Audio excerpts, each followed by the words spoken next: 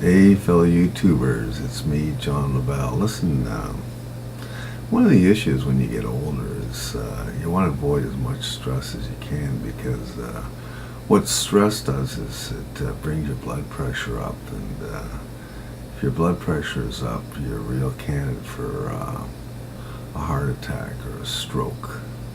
A heart attack, 50% of guys, people, don't survive.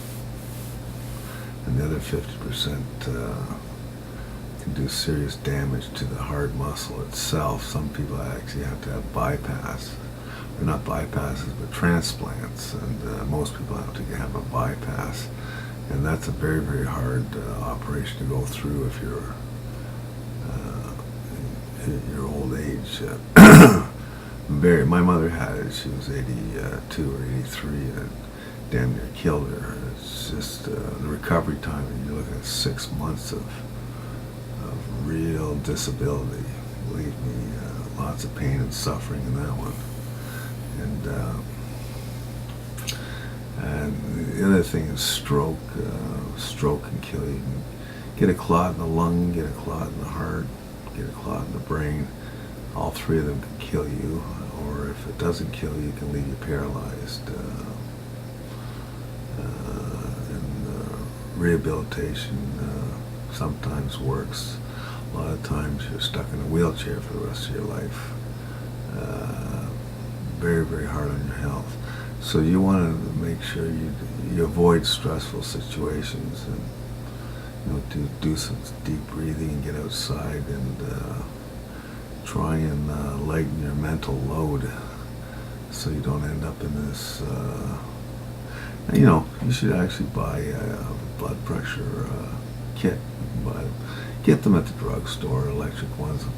I don't prefer electric. They have the batteries and stuff. They're okay if they're pretty simple to use too. Blood pressure's not hard to take. You got two numbers. They should be 120/80 or 115/75. You've got good blood pressure. Higher than that, that's a concern. Lower than that's a concern too, but that's the margins you want. And I use analog, one of the types that used to be used in the hospital all the time with the with the mechanical gauge with the needle on it, and then the little pump and the cuff that goes on there, and then you put your stethoscope down there and you listen to the pulse in your arm, and yeah, they're easy to use, and it's a worthwhile thing to own.